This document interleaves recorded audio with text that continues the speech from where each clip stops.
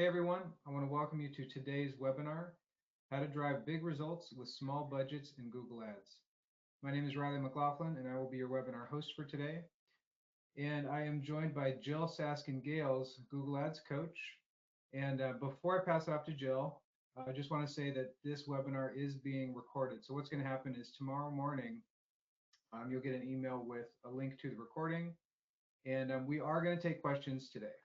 So if you have any questions, please go ahead and put those in the chat, and then we'll go ahead and go down the list.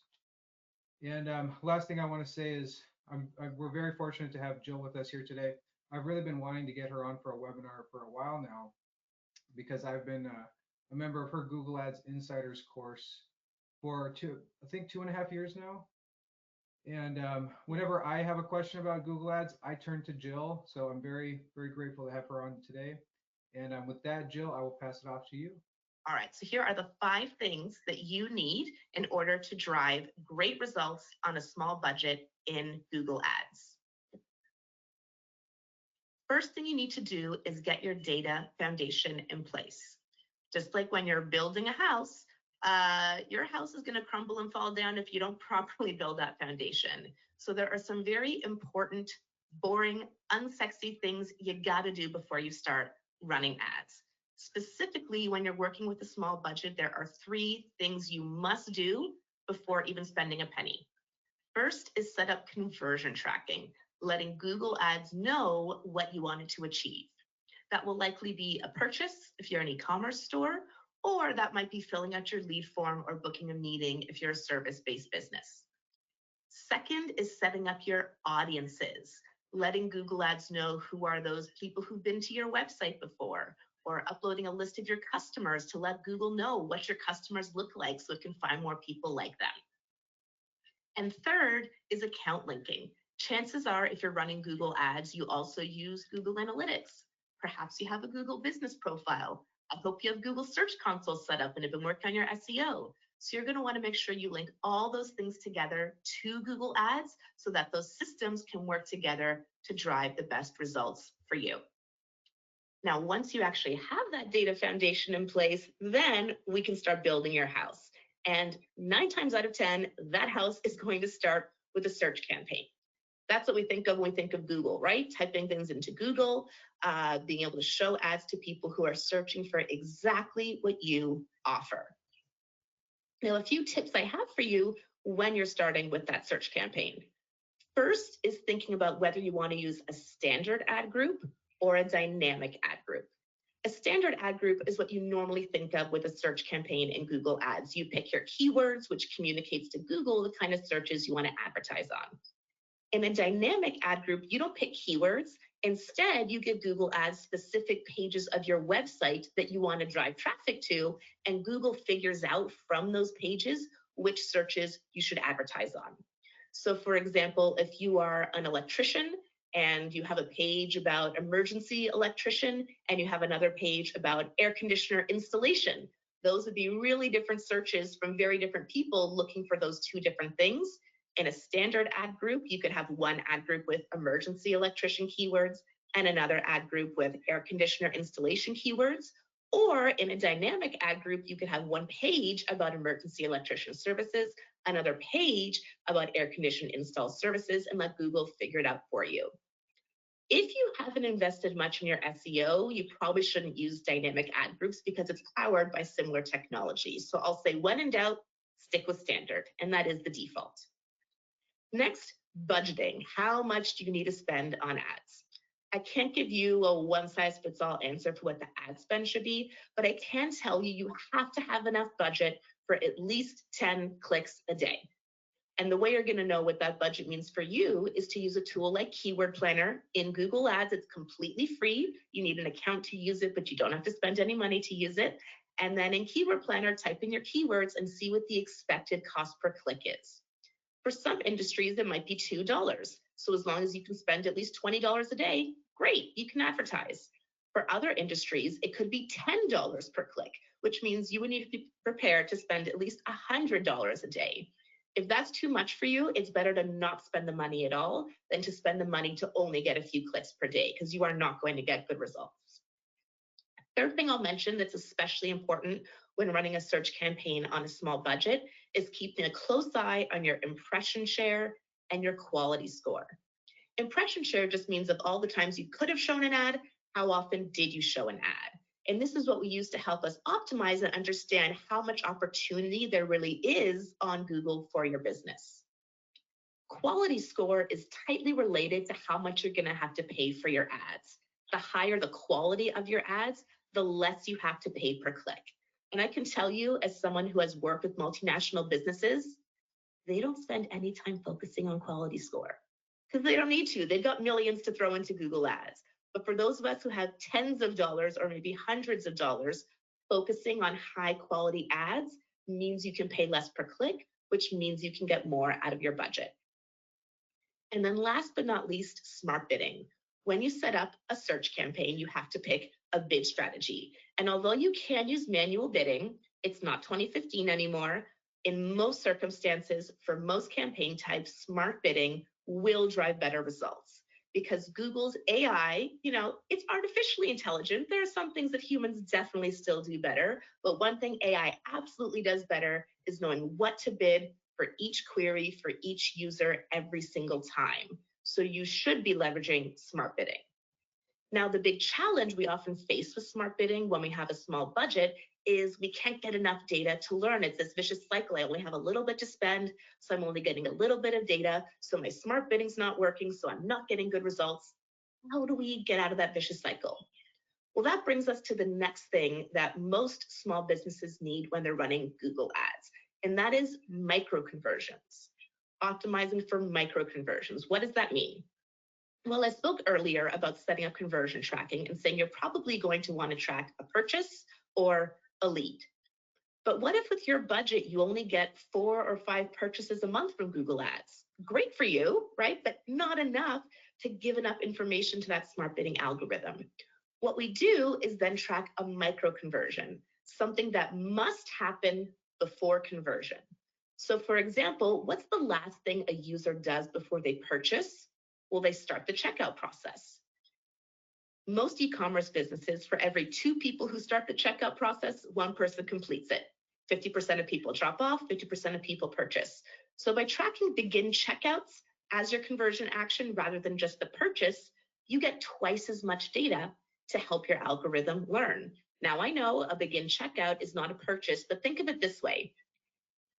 Everyone who purchased had to begin checkout, right? And everyone who didn't begin checkout didn't purchase. So although it's going to double count in a way because you get 2 begin checkouts for every purchase, even if someone begins checkout and doesn't purchase, that's still a very strong signal for you and for Google Ads that that was the right kind of person to target, even if the purchase didn't happen in that moment. And if you don't have enough data there, you can move back a step. Maybe if someone adds to cart, right? That's the signal we need. A lot of e-commerce businesses I work with, I would say the average is that 10 to 20% of people who land on the website add something to cart. That means 80 to 90% of people don't add something to cart. So at least we know they weren't the right person and those add to cart folks were the right person. Let's track that micro conversion. This works for lead generation as well. Maybe you want to track engagement with your form. So even if they don't complete the form, you at least know they were interested in it. Or maybe you have a specific contact page people need to visit first before contacting you. So you could track contact page visits as a conversion. The goal with all of this is to ensure that you're getting at least 30 conversions a month per campaign, because that's really what you're going to need to get smart bidding to work, which is what you're going to need to drive the best results from Google Ads. All right, next thing that so many small business owners don't know about or don't think about is audiences. When we run search campaigns, we're so focused on picking the exact right keywords that our perfectly ideal customer is searching for. And that's great. We should absolutely do that. But audience targeting works as an excellent layer on top of that, or in addition to that, to help us reach the kind of person who's likely to be a customer. Let me give you a few examples of this. Maybe you are, let's use our electrician example, right? Or some kind of home services provider. So you have keywords for things people might be looking for, broken air conditioner, electrician available today, electrician near me, etc. Not every single person searching for those things is going to be the right customer for you. And audiences are a way to help you filter some of that out. So for example, Google knows when people on Google are a homeowner versus a renter. So maybe you decide, you know what, to try to save some budget, I'm going to exclude people who are renters and only target people who are homeowners when they're searching for me. For example, let's try a different example. Perhaps you're a company that sells accounting software. There's a lot of different kinds of accounting software for tiny businesses like mine, small businesses, large corporations, right? The same accounting software solution is not going to work for all of them. Google has audience targeting solutions that help you understand the size of companies someone works at. So if you sell accounting software meant for large corporations, maybe you want to have all your accounting software keywords, but then you layer audience targeting on top to only show ads on those searches if the person searching works at a very large company. This goes on and on and on for tons of industries. Another example is dog food. I've worked with a few businesses before that sell various kinds of, organic dog food delivery, fresh dog food, etc. Let's use fresh dog food as an example. Most dog owners are not going to want to spend the money on fresh dog food delivery, right? That is a subset of dog food buyers. So what else do we know about the person who might be willing to pay a huge premium for fresh dog food delivery? That's probably a high-income household. Maybe it's the kind of person who's really interested in organic food or vegan or vegetarian food. Maybe this is a luxury shopper or a luxury traveler. So again, we can choose to advertise on keywords like dog food, but only if we know that the user is someone likely to convert. So with audience targeting, this is what we call narrowing through targeting, requiring someone to both search for something related to our keywords, but also match audience targeting requirements that suggest they're the right kind of person who's most likely to buy from us. So we're not wasting money on clicks from people who are searching for our keywords, but are very unlikely to become a customer. A few more ways to use audiences that many small business owners are not aware of. One thing you can do in Google Ads is upload your customer list. This is a feature called Customer Match. Now, there are some requirements in place that you can't actually target your customer list until you spend $50,000 in ads. I don't know about you, but I'm never spending $50,000 in Google Ads. That's a lot of money for me. But even so, it's still helpful to upload that customer list into Google. Why?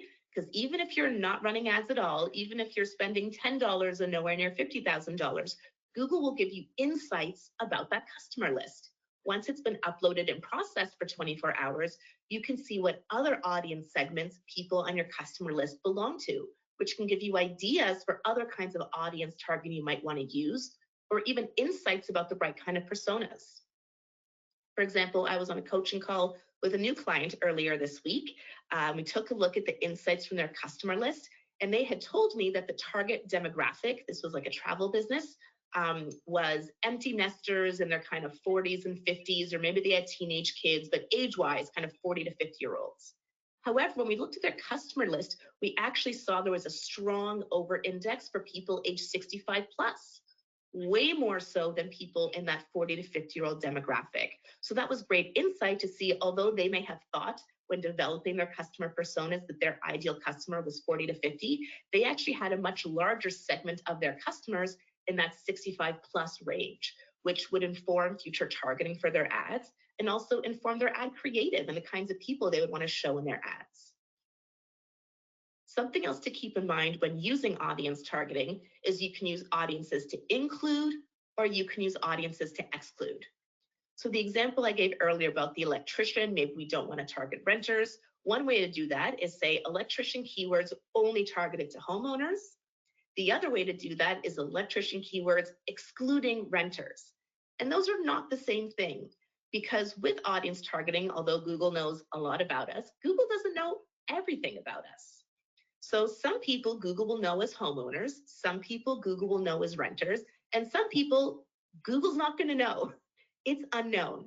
So if you only target homeowners, that means you're excluding renters, but you're also excluding people who Google just doesn't know their homeownership status.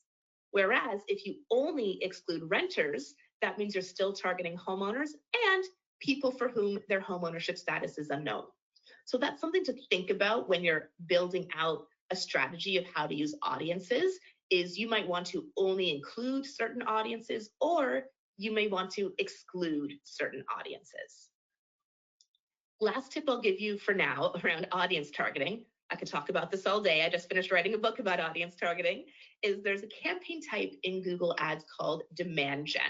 And if you're going to expand beyond search at all, try to put ads in front of people who are not actively searching but are likely to be your ideal customer, don't run a display campaign, don't run a video views campaign, definitely don't run a performance max campaign on a small budget. Demand gen is the campaign type you're going to want to use. And by the way, if you have any questions about that, like why is that, Jyll, or what's the difference between demand gen and display, or anything I've spoken about so far, please feel free to drop your questions into the chat, because I'm leaving plenty of time to answer your questions later on in this webinar. All right, next.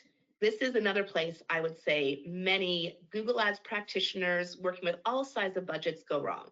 And that is, we will spend so much of our time either as Google Ads experts or Google Ads newbies or something in between, focusing on our keywords and our targeting and our bidding, and little time focusing on the only thing the end user actually sees, which is your ad creative.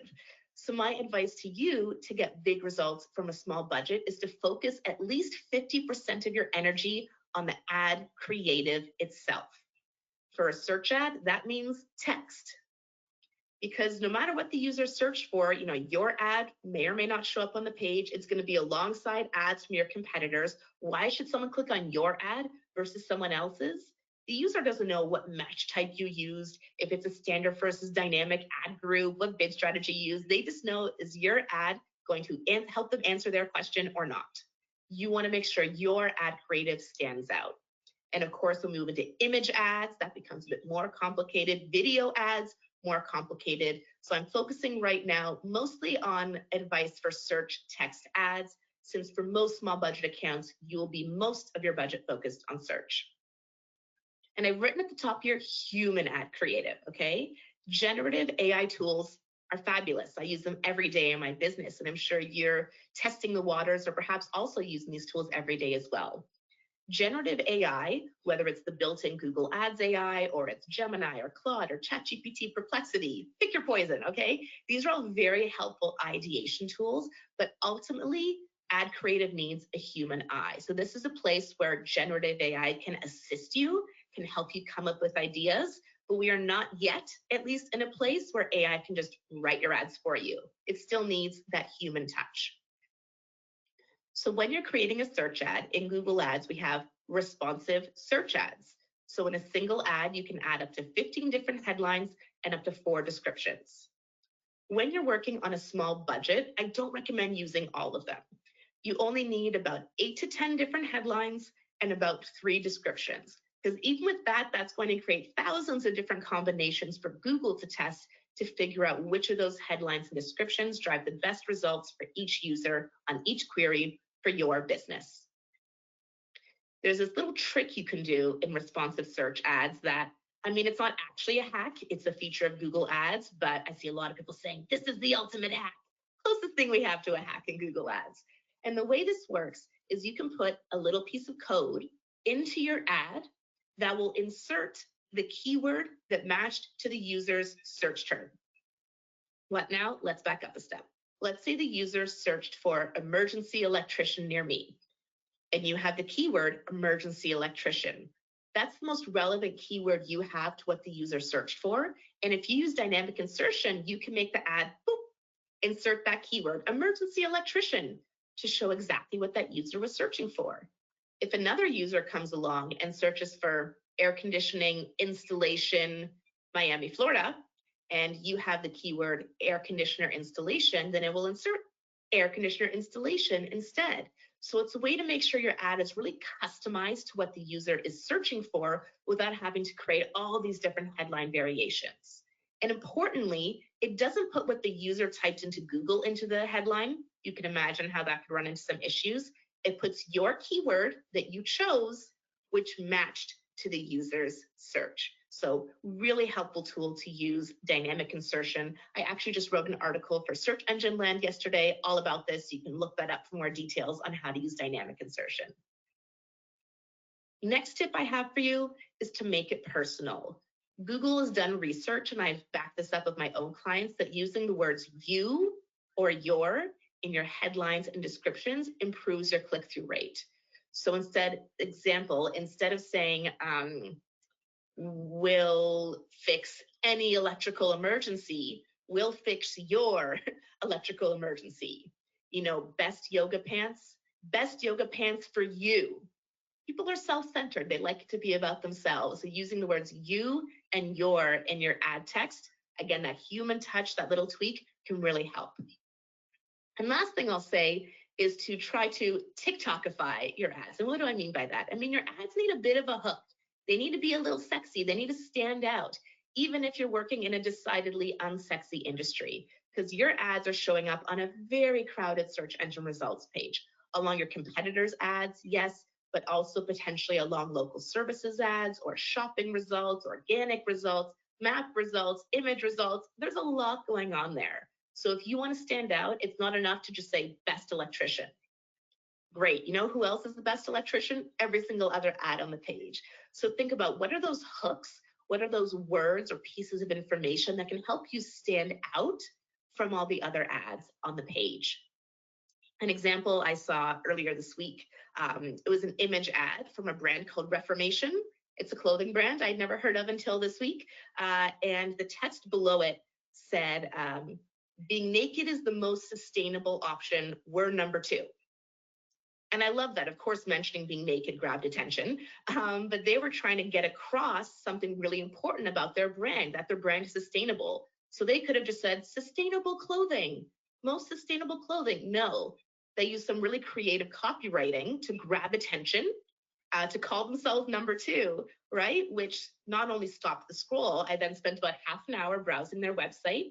I'm planning to go to their store in Toronto over the weekend, and I'm relaying the story to you now because it's really stuck with me. So your goal is not to make it into some Google Ads expert's presentation. That's not going to do anything for your business. But your goal is to make sure that in that search engine results page, you are going beyond the basic. Anyone can do basic, and using that human touch to think, what's going to help me stand out and stop that scroll against my competitors. So these are the 5 things we must have in place if you want to drive good results from a small budget. Because you know what? After working with budgets of $10 a day, $1 million a day, and everything in between, I can tell you it's easier to run ads with $1 million a day, okay? Running ads with a small budget is like running Google Ads on hard mode. But with these 5 things in place, you are much more likely to be able to drive those big results you're looking for. And so that leads me to the last thing I'll leave you with before I move over to our open Q&A. You might just not want to run ads, and that is okay.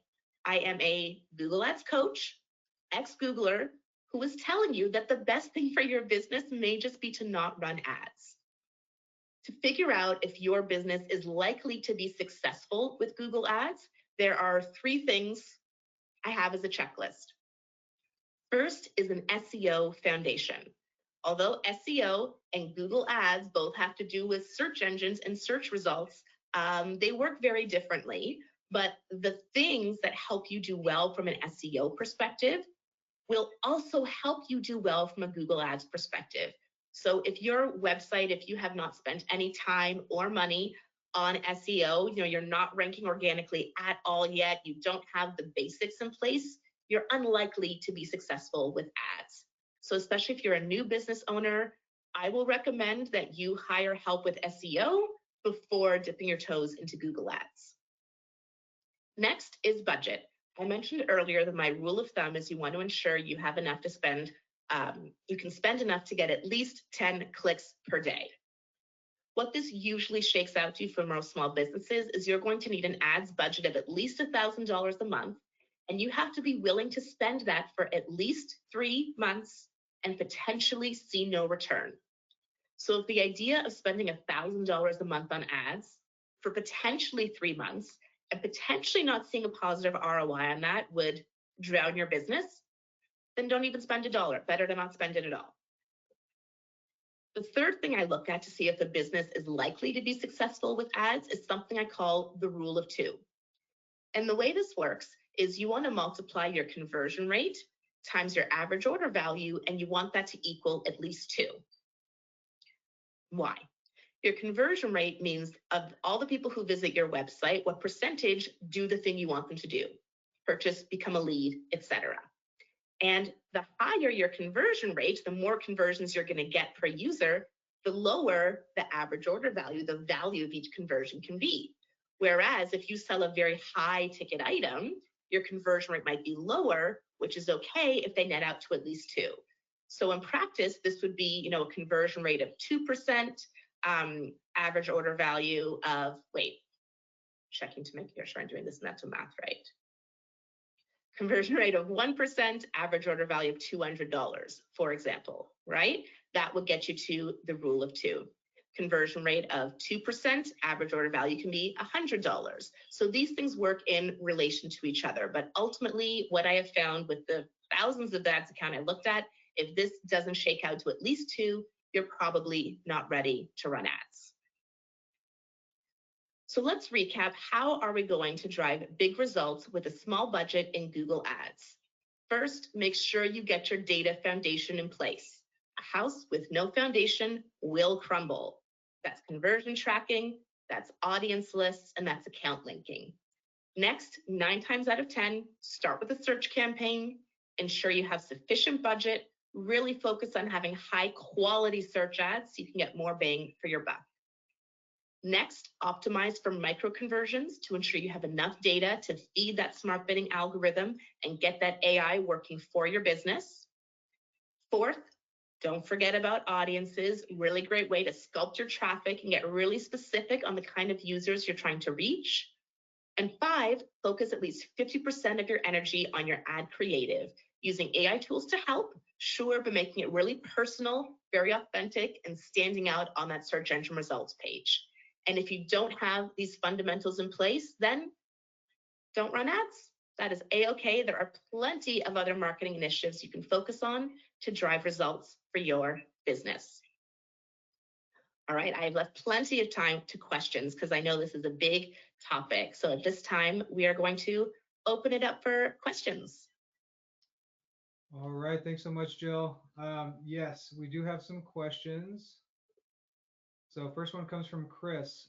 What about demand gen makes it better for small budgets than Performance Max? Also, what would define a small budget, and what is the minimum for Performance Max to make sense? There's a lot of questions in there, so let me know if you'd like me to repeat anything. Yeah, we'll start with that one. So why am I saying that demand gen is better for a small budget than Performance Max? There are many differences, but the key difference that's important here is in a Performance Max campaign, you don't actually get to choose your targeting. You give Google some money and a bunch of assets, text, image, video, and a bid strategy, and ultimately it's going to show ads to whomever it likes. So because of that, it needs a lot of budget because it needs a lot of data to learn who's the right kind of customer for you. Whereas with a demand gen campaign, you do pick your targeting. You tell it exactly which audiences you want to go after. So for that reason, when you only have a small budget to work with, you want to make sure all of that budget is going towards the exact audiences you want. At larger budgets, I'll recommend the opposite. I'll say go straight for PMax. But at small budgets, and I would define that as less than $50 per day, I don't recommend running Performance Max. I recommend sticking with search, and then if you want to expand beyond search, using demand gen. Was there a second part to that question that I didn't get to, Riley? There was, yeah. So what would define a small budget? And then what is the minimum, you would say, minimum budget for Performance Max to make sense? Yeah, so I would say $50 a day minimum budget for Performance Max. I will also say Performance Max for e-commerce, great. Performance Max for lead gen, not so great. Not because the format doesn't work, but because with lead gen, when someone converts, you don't have money in your pocket yet, right? It's a lead, and then you have to qualify the lead and meet with them, and et cetera. And so unless you have something called offline conversion tracking implemented, where you're feeding all that data back to Google, you'll probably just get a lot of garbage leads. Again, not because performance max is bad, but just because getting that data feedback is difficult. So I will say, firstly, if you're not going to spend at least $50 a day on performance max, and you have great conversion tracking, excellent creative, all that stuff, don't run PMax. And if you are going to run PMax, e-commerce, great. Lead gen, proceed with caution unless you have offline conversion tracking implemented. All right. Let's see. Next question is from Mike. Does demand gen include users related search to try and match with smart bidding? This is a beta feature available. Let me see. I'm so sorry. Do you mind repeating the question one more time? Yeah. Does demand gen include users related search to try and match with smart bidding? So demand gen doesn't place ads on search. Demand gen shows image and video based ads to people as they're doing other things online. And specifically, demand gen campaigns show ads to people on YouTube, in Gmail, and in the Discover feed. Now you can target demand gen ads based on what people have searched for. So for example, you could show these image or video based ads to people who have recently searched for emergency electrician near me, whatever you want, but it doesn't actually show ads on Google search. All right. Prasang asked, what's considered a small budget for you? Just what's considered a small budget? Yeah.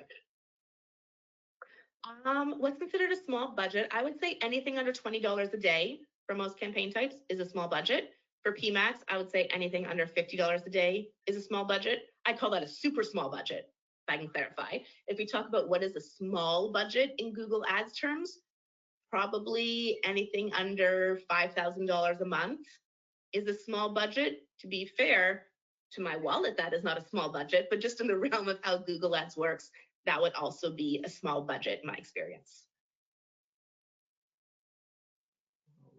All right. Our next question is from Kat.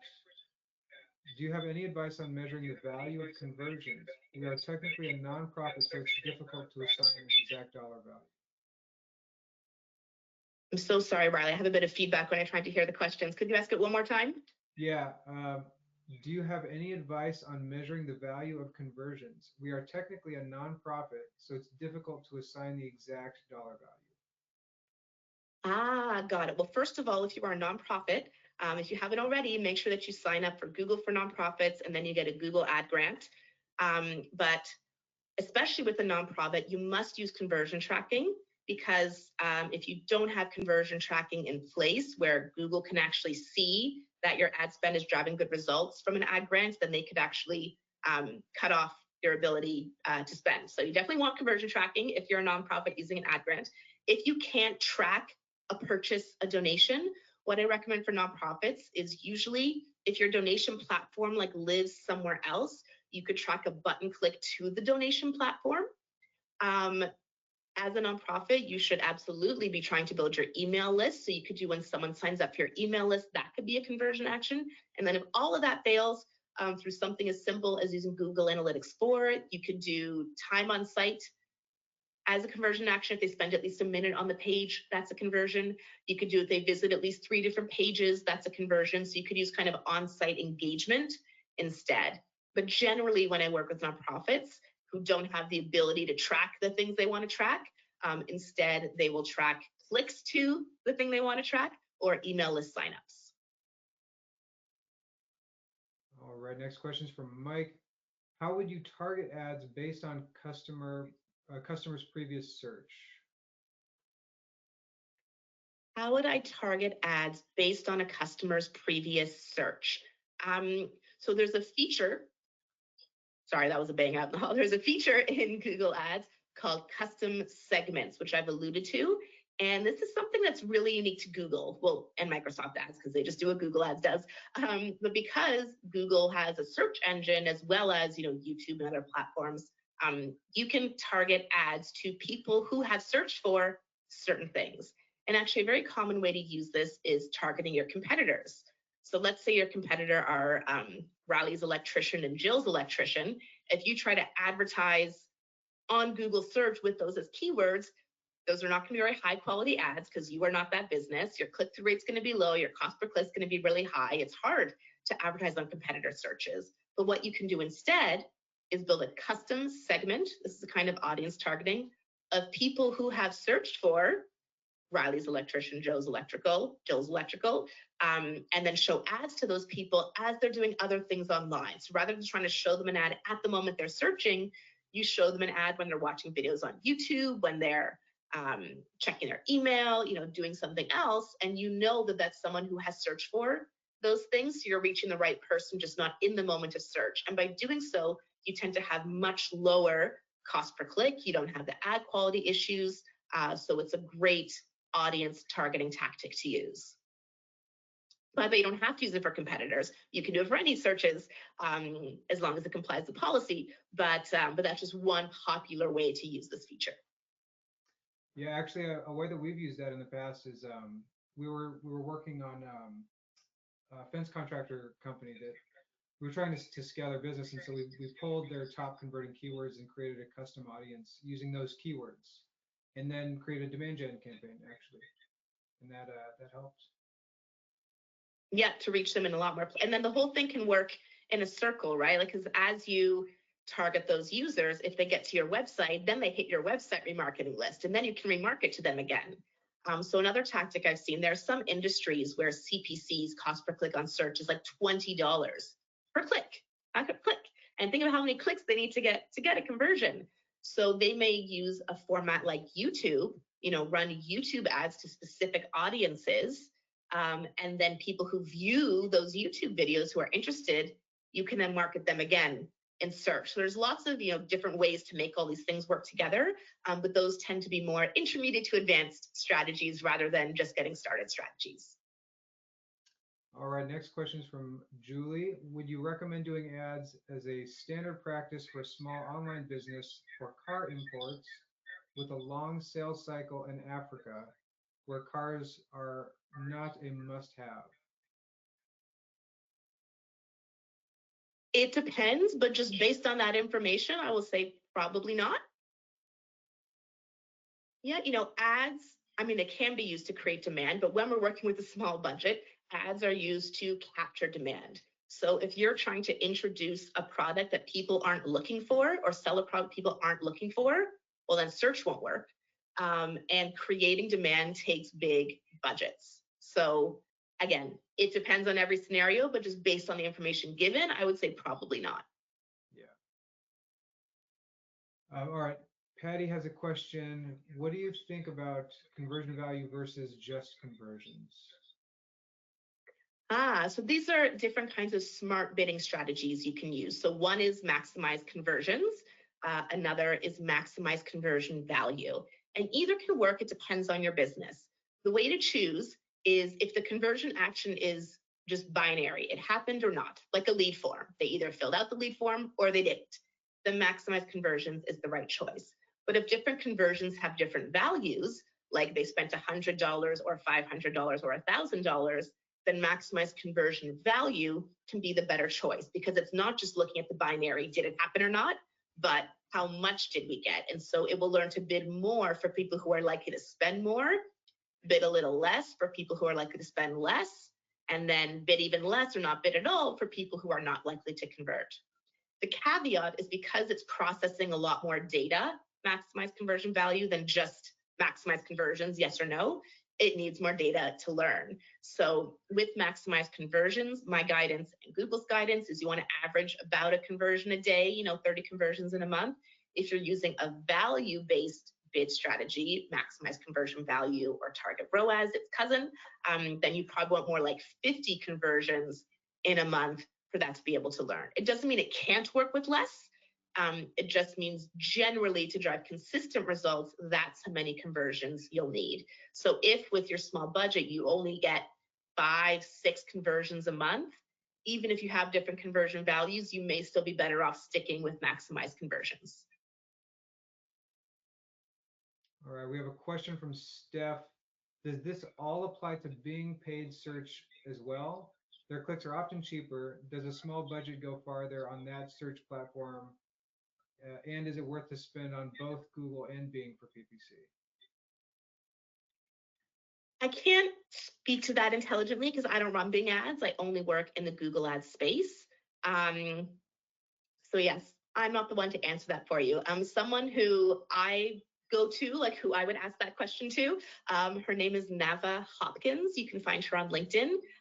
And she speaks a lot about Microsoft ads and the Microsoft Audience Network. So that is someone I'd recommend following to learn more about Microsoft ads, Bing ads, whatever they're called these days. Nava Hopkins. All right, we have another question.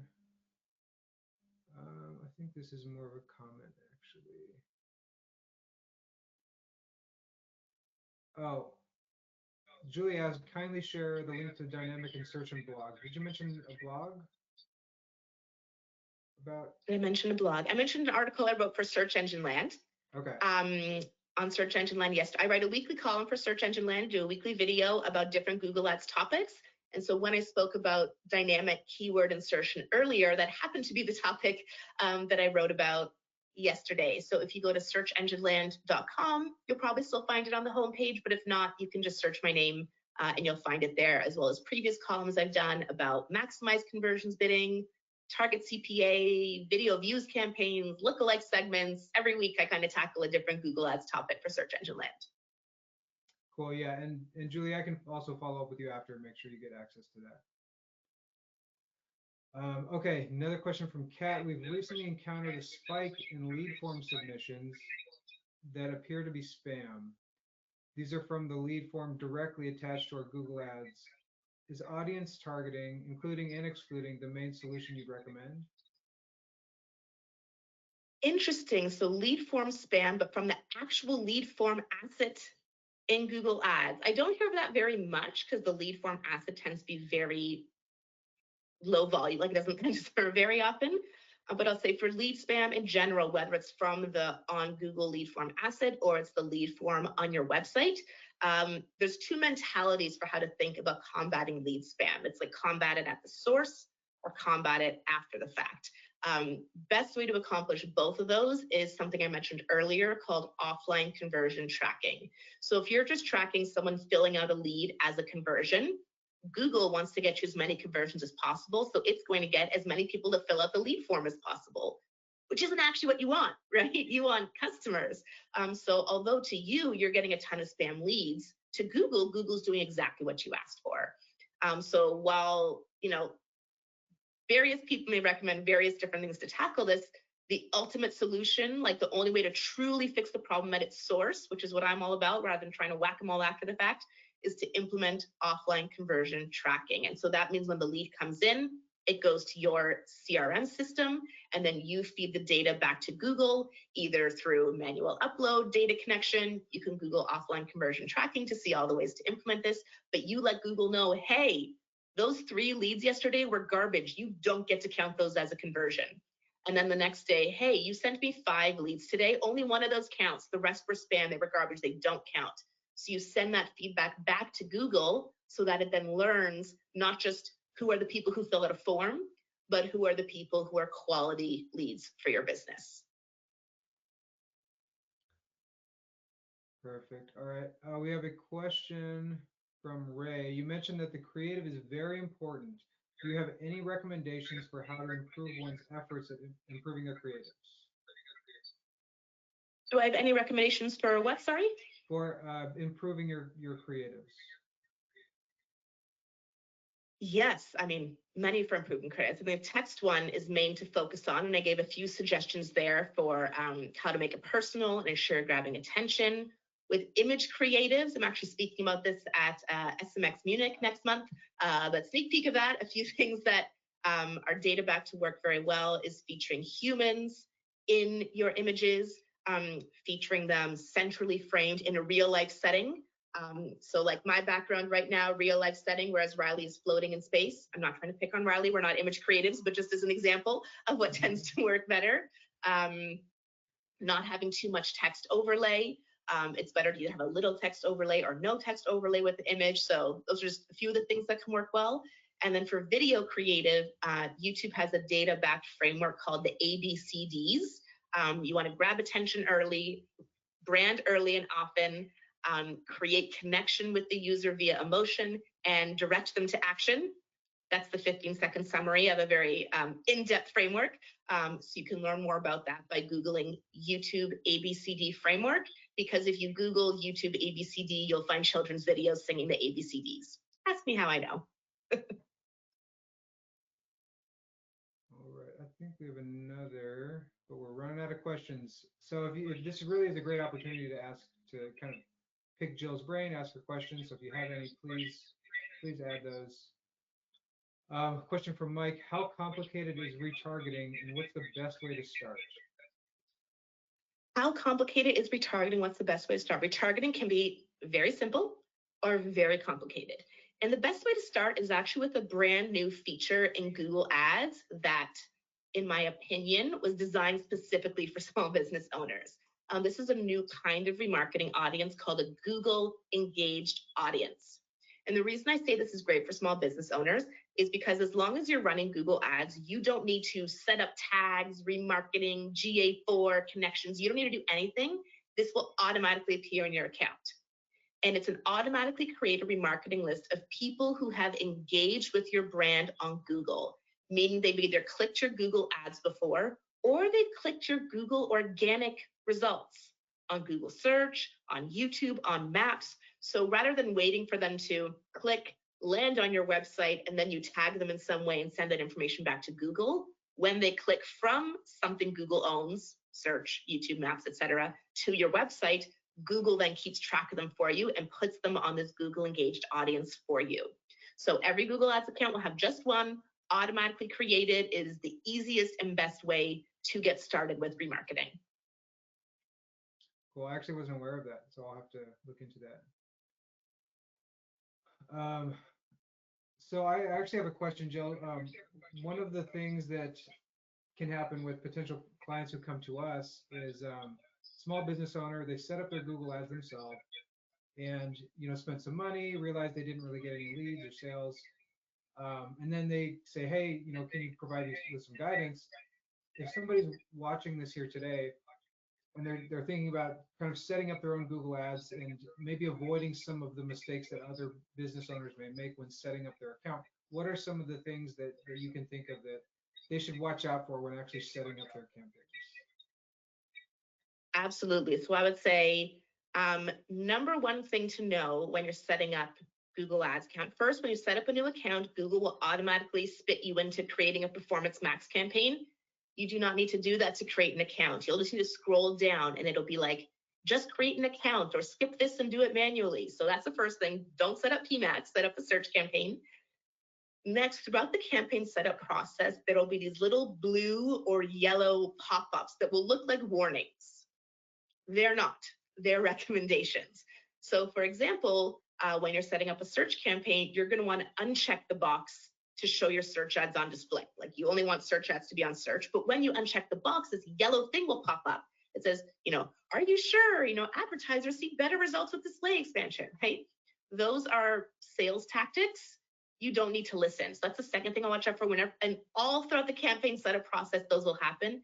You can ignore them. Do what you think is best for your business, not what the UI is recommending. Next thing I'll say is use exact match keywords. There are 3 keyword match types, and if you're working with a small budget, 9 times out of 10, you're going to want exact match keywords. Very common mistake I see when I get coaching clients coming to me, and they're like, oh, Google Ads don't work. And I'm like, yeah, you're running display ads via search, and you have broad match keywords. And then last thing I'll mention that is in addition to everything I've mentioned here today is you want to make sure auto apply recommendations are turned off. So when you set up a new Google Ads account, this thing called auto applied recommendations, AAR, are turned on by default. And that gives Google Ads permission to do whatever it wants to your campaign. So you could set up your campaign perfectly, so to speak, but then auto apply recommendations kick in and change your keywords and add keywords and adjust your bids and write new ads and all this stuff. And it's very hidden, the way to turn them off. So I'm just going to tell you now, the way to turn off auto apply recommendations is on the far left. You want to go to admin, and then you want to choose account settings, and then there'll be a dozen or so account settings, and one of them will say auto apply recommendations. You're going to want to click there and make sure those are all turned off. So those are some of the top things I see time and time again with my business owner coaching clients. Yes, and we do have a question from Patty. How do you use the customer match list to get insights? How do you use the customer match list to get insights? Yeah. This is a great one. So all you need to do is just upload it into Google. And the place you do that is something called Audience Manager. So in the Google Ads UI, on the left-hand side, you want to choose Tools, and then Shared Library and Audience Manager. And it'll load on a screen that shows all of your remarketing lists. And you want to hit the blue plus button, choose Customer List. There's like a little format you need to follow, but they have a template for you. And you can just upload your customer list as is. And as long as your customer list is large enough, which usually means about 1,200 records, whether that's email addresses, phone numbers, etc., you upload it, you wait 24 hours, and then you go click on it and you view audience insights. And then Google will show you insights about that customer list. So really helpful. You do not need to be spending money on ads to use that. And even if you don't meet the customer match requirements, you can still use this feature. All right, well, that is all the questions. We got through it all. Wonderful. Well, thank you so much for having me today, Riley. Thank you to all of you for attending. If you go to jyll.ca.mainstreet, it'll be a screen that looks like this. I publish a free weekly Google Ads newsletter where I share a real Google Ads case study with you every week. And I have a free Google Ads podcast called Inside Google Ads with new episodes every Thursday. Perfect. And of course, your Inside Google Ads course, which I am a member of, and I really, it's one of the best courses that I've taken, so just quick plug. Cool, well, thanks everyone for attending, and again, tomorrow morning you'll get an email with a link to this recording, and I'll see you on the next webinar. Bye everyone.